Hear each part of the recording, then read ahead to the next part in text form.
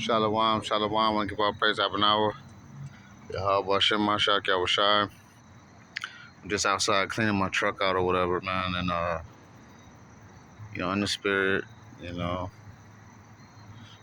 listening to positivity and motivation. And while I'm cleaning up, I look on the ground, man, and there's a feather, man, and or basically a broken wing, man. But the angels have wings and feathers, man. You know what I'm saying? That's in the scriptures.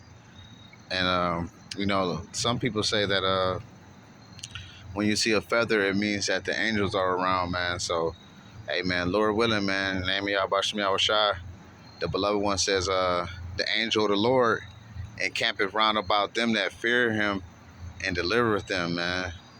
So, yeah, they normally say the feathers represent angels being with you, man. So, Kahala Yahweh Shem Yahushai.